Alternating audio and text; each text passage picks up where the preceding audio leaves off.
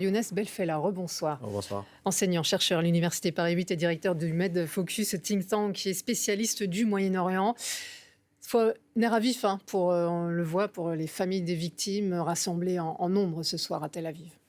Je crois qu'il s'agit d'un cadre d'une guerre psychologique, parce que là, on voit l'attente, la tension qui est très élevée, la nervosité, voire même. Donc, je crois qu'il y a un bras de fer dans cette question de libération des otages entre le Hamas et Israël, peut-être même un rôle de d'autres autres acteurs qui sont dans la région, qui Vous essaient de voulez faire parler de passer. l'Iran?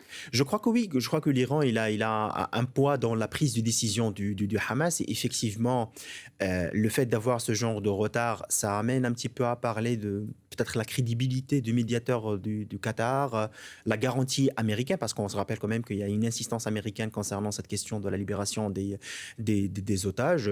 Mais je crois qu'aussi les narratifs qui étaient présentés, c'est-à-dire bon, Israël, à travers le canal 12, elle parle quand même de la question de comme quoi il y a un problème technique. Le Hamas disait comme quoi il y a un engagement qui était non respecté concernant les aides humanitaires. De Alors, toute façon, oui, on précise, il y avait plusieurs raisons pour lesquelles cette situation a été bloquée. D'abord, c'est parce que le Hamas voulait réclamer que le convoi humanitaire entre dans le nord de la de bande la bande de Gaza. de Gaza, et aussi sur les critères des prisonniers palestiniens qui doivent être libérés. Le Hamas réclamait des prisonniers de longue date. Il faut nous expliquer ce critère, parce que c'est important, parce que c'est un détail, mais le diable est dans les détails. Oui, effectivement, parce que les Israéliens ont fait quand même une liste concernant les prisonniers palestiniens qui peuvent être bien évidemment candidats, on va dire, à la libération. Principalement, c'était des enfants mineurs et des femmes. Là, je rappelle quand même qu'il y a 200 enfants et 78 femmes dans les prisons israéliennes, qui ne sont pas concernés par des crimes de meurtre, mais qui sont plutôt concernés,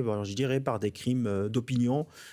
Et donc là-dessus, c'est Israël qui a décidé en fait la liste. Parmi la liste, bon voilà, le Hamas, elle a bien évidemment refusé cette liste. Elle essaie d'obliger les Israéliens de libérer certains membres de la branche du Hamas, voire les partenaires du Hamas dans la bande de Gaza. C'est-à-dire, je parle de djihad islamique et je parle également des brigades de Azz al-Qassam. Voilà, je vous coupe Younes Belfella parce que ça y est, c'est fait.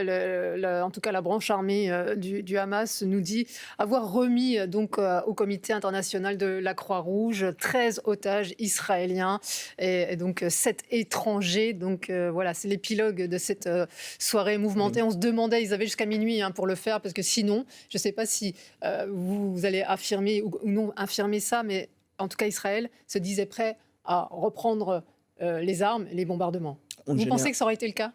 Je crois que oui, parce qu'en général, de toute façon, je dirais les pauses humanitaires qui sont posées aujourd'hui, c'est très vulnérable. Donc, effectivement, on n'est pas sur une situation de cessez-le-feu. Les déclarations israéliennes confirment jour après jour qu'ils vont continuer la guerre. Maintenant, il y a bien évidemment un enjeu temporel qui est très important, qu'on ne doit pas négliger. C'est le rôle militaire et le rôle des services de renseignement. Là, je crois qu'il y a un grand travail qui est fait par le service de renseignement israélien. De la part de Hamas, il y a aussi une certaine mobilisation, des changements logistiques dans la région. Parce que après cette trêve humanitaire, peut-être que la guerre va pas être concentrée sur des bombardements intensifs, mais plutôt par des opérations spéciales dans la bande de Gaza. Et l'objectif d'Israël, ce sera plutôt l'élimination de certains dirigeants militaires du Hamas plutôt que d'aller vers une réoccupation de la bande de Gaza. Qu'est-ce qu'il faut retenir de cette soirée? C'est que c'est le Hamas qui a les cartes en main, c'est lui qui donne le tempo? Je crois que c'est confirmé. Le Hamas actuellement, c'est le maître de jeu de la cause palestinienne. C'est le leader de chef de cette situation. Le Hamas a réussi à faire enterrer, on va dire, les accords d'Oslo. C'est très important ce qui se passe parce que l'aspect politique maintenant, pour les Palestiniens, n'amène pas à avoir des résultats. Les négociations, la question de paix, la coordination avec Israël. Donc pour eux maintenant, c'est la question de la résistance, c'est ce qu'elle appelle en fait le Hamas. Et donc effectivement, je crois qu'il y aura des changements aussi dans la scène palestinienne. N'oubliez pas que le grand perdant politiquement parlant, c'est l'autorité palestinienne aujourd'hui. Oui, avec un Mahmoud Abbas complètement absent. Exactement, et qui n'arrive pas à assumer ses responsabilités vis-à-vis de la population palestinienne. Certainement, vous avez vu des images de la rue palestinienne, même en Cisjordanie, là où on voit quand même un soutien très très fort au Hamas. Et donc je crois qu'il appelle la résistance. Qu'il appelle la résistance, c'est parce que le Hamas a réussi à faire sortir des prisonniers palestiniens dont l'autorité Donc, palestinienne ça veut dire que le Hamas sort ne gagnant parle de plus. cet épisode?